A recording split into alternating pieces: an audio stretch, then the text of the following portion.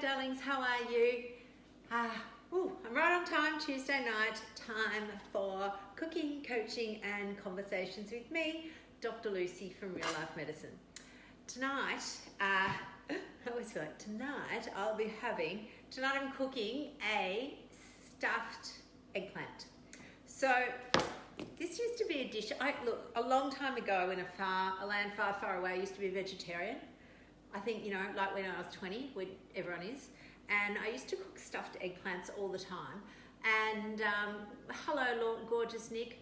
So what I'm going to do today though is do it with some meat instead of, I used to do it with this mix of feta and, cottage cheese and ricotta cheese. Mix it together, a few spices, blah, blah, blah. Anyway, so what I'm going to do is turn on my fabulous stovey thing. This has got to be really quick because tonight, not only am I cooking this, I've got a super busy night after here. I've got a little Zoom meeting that I have to go to at 6. I've got a coaching call at 6:30, and then at 7:30 I do a kind of mentoring for doctors group on self-care, which I must say I need to address a bit of my own at the moment.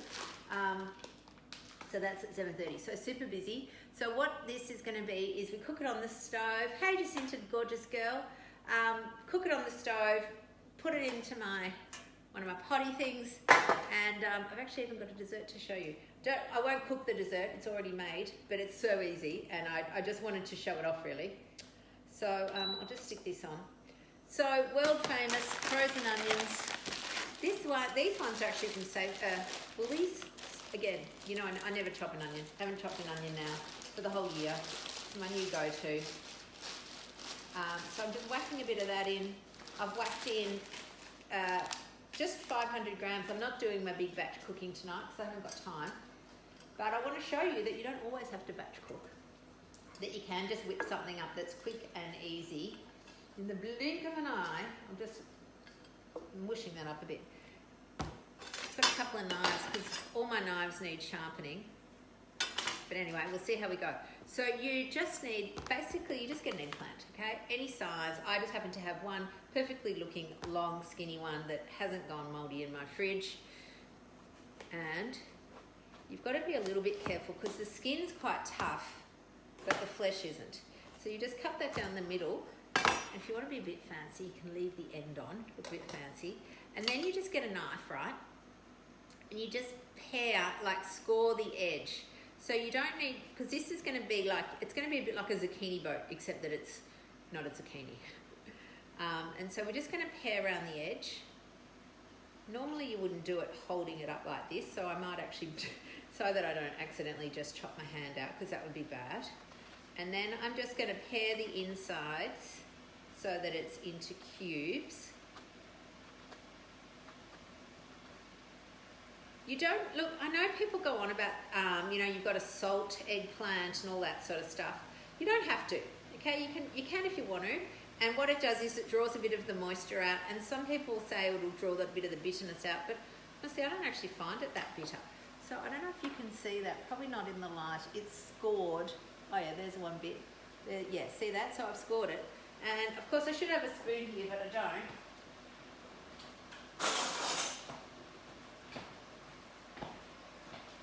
So now I'm just going to dig this little bit out into my pot.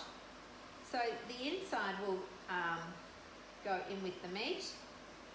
Into this mince, I've got 500 grams of mince. I did have a few old mushrooms that are just already put in the pot. But there was sort of not enough to actually tell you about them, but too many to just throw in the bin. So I think that might be a new sort of quantity. Like a measurement. Not enough to bother about, but too many to throw out. Does that make sense?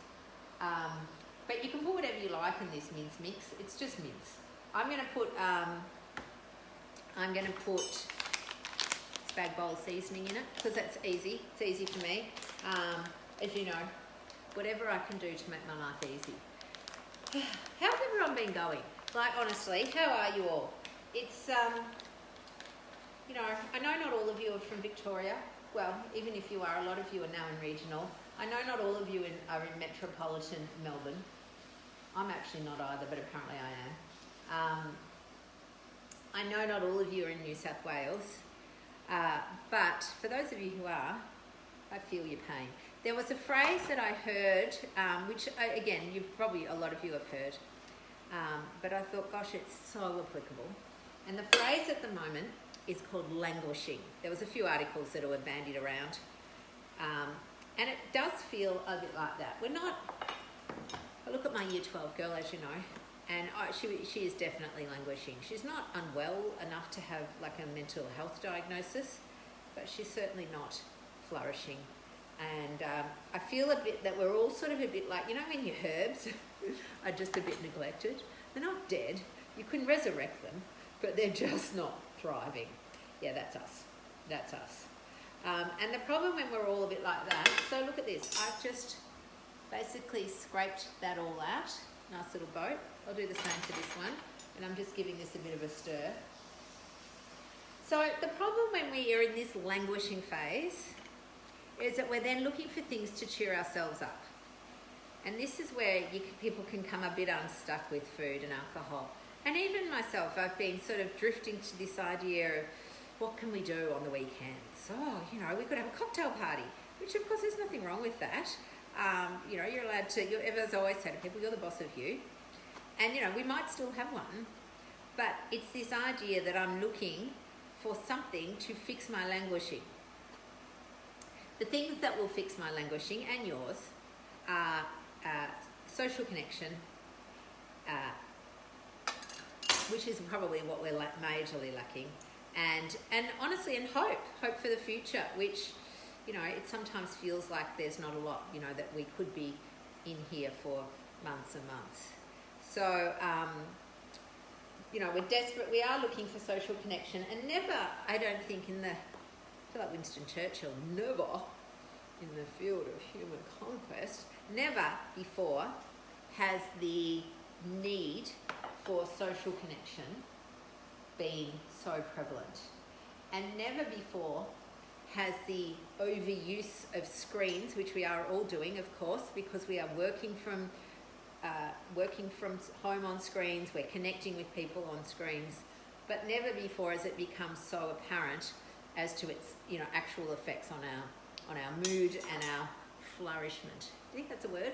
Oh, I'm sorry, I just missed that. Somebody wrote a beautiful text that was nice and long, and I missed it because I was too busy making sure I didn't chop my finger off in the quest to have a perfect looking, I was about to call it a zucchini boat, eggplant boat. So it is. So I guess what I'm saying, right, is it's really hard. It is hard, but the thing to remember is that we can do hard things. We can. All across the generations of humans, there has always been a period of hardship. Whether it's been, you know, wars, that's been the usual one. Famines, not likely for us in the field in the era of junk food. Food being so cheap, we're unlikely to ever be in a famine in Australia. But certainly wars, and now currently illness, a pandemic.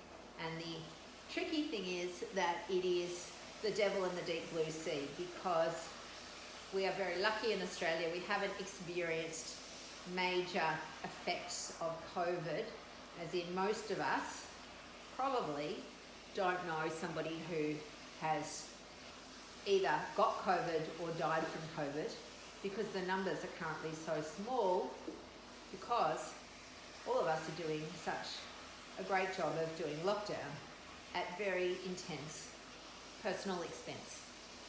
So I think we need to acknowledge that this is an intensely expensive time for our person, is what it means.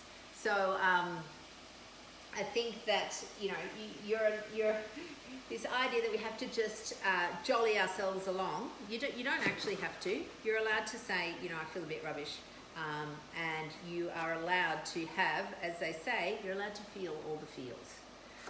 What we then want to do is acknowledge them. We don't want to bury them down and just pretend they don't exist and just keep calm and carry on, because actually that's unhelpful. It just suppresses feelings. You're allowed to feel your feelings, but what is unhelpful is when you do suppress them with food and alcohol. Doesn't mean you can't enjoy food and alcohol, And that's what I was thinking about. A cocktail party might be something to look forward to, and maybe we'll host it with a couple of friends over Zoom, and it'll be fun, and we might play 500 or something, which would be even more fun. But it doesn't need to be something that I would do, say, every night to make me feel better, because every single day we are waking up to these feelings of languishing.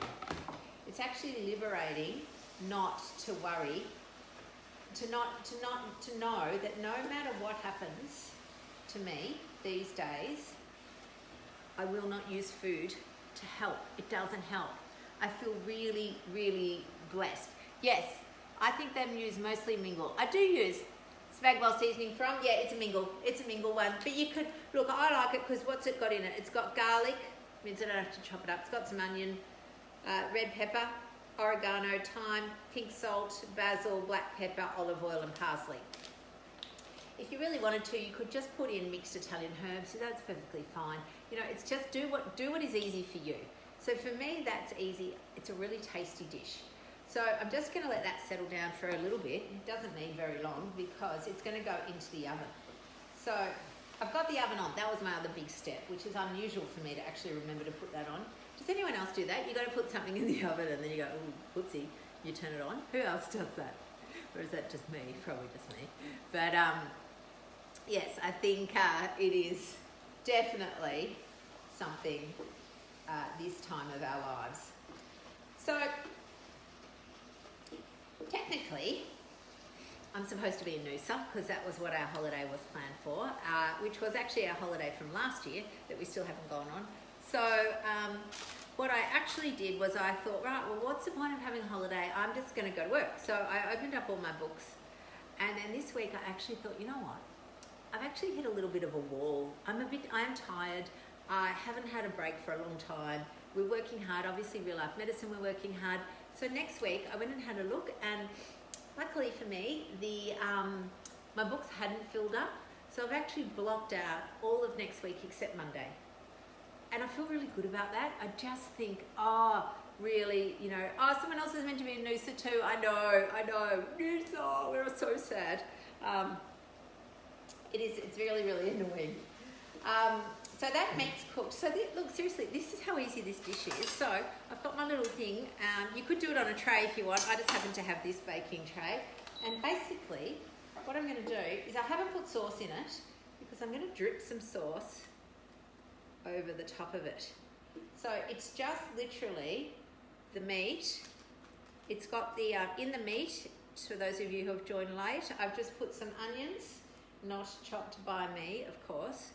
A little bit of capsicum, the inside of these, what do you call it, eggplant, and some mince, just some our cow and beef. You could use pork if you wanted to. And basically, I'm going to stuff this in here. Now, if I was really clever, I might have made double batch, but you know, as I said to you, I'm in a hurry, so I haven't. So then what I'm going to do, I happen to have my favourite sauce, which as you know is just sauce. If I had the chunky version, I might put a bit of that on, but I don't. So I'm just going to dribble a bit of that on. I don't need lots. And I've put some paper at the bottom of my tray, but you can do whatever you want.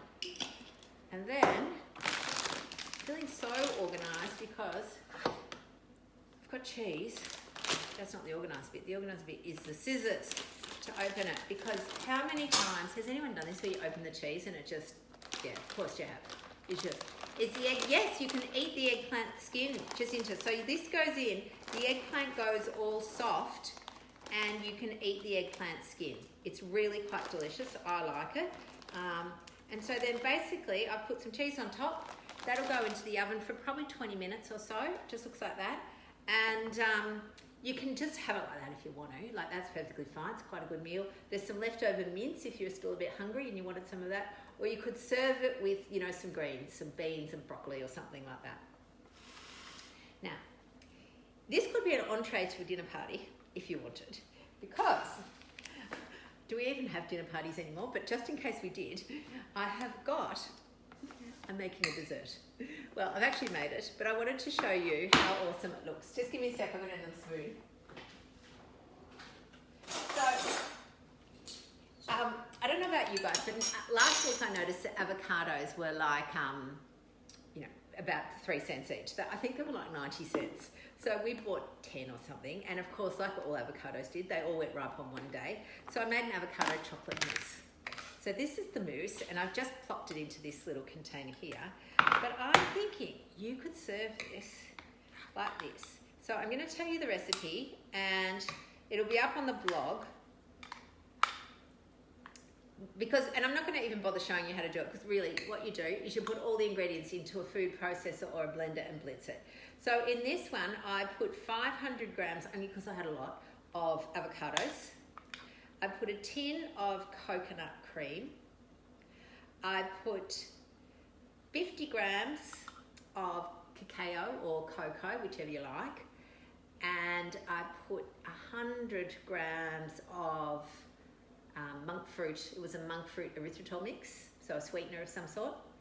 And I put in a little bit of vanilla and a little bit of cinnamon. Now, I'm just going to give that a little bang.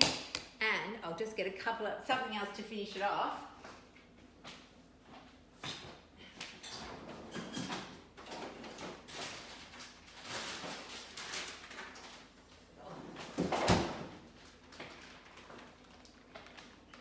My pesky children have eaten all the raspberries, so I've just got mixed berries, but I'm going to pluck out some raspberries because I thought how good. Might just have to go for whatever comes out. How good, in fact I'm going to put a little bit of a blueberry, la la la. Now, seriously, how good does that look? So, I mean, I know it's not styled. If I was a stylist, I would be styling it. Seriously, I've had a taste. It's very rich. That's actually probably too much, I'm going to tell you. That would be more than one serve. So you could be a bit less generous with the mousse and a bit more generous with the berries. But there you go. There's the 2 parts to your dinner party, and maybe get a barbecue steak in the middle, and you're good to go. So, darlings, I'm going to go because I'm going to go and put this into the oven, 180 degrees for 20 minutes. I hope you're happy. I hope you're well. I hope you're all totally awesome. On the podcast this week is my 2nd episode with Dr. Katrina Ubel, who is like my muse. When I first started learning about weight loss, as in not Weight Watch or weight loss, because I knew all about that, other weight loss, it was her that I listened to. She's totally awesome, and lots and lots of good gems in the podcast, so have a listen to that today. And otherwise, I think Mary's on in the morning at 8 o'clock, and I'll see you all next week. Maybe I won't make the mousse. You know how to make it. Bang it all in a thing and whiz it up. That's it. All right, lovelies, have a wonderful night. I'll see you all next week. Bye, darlings.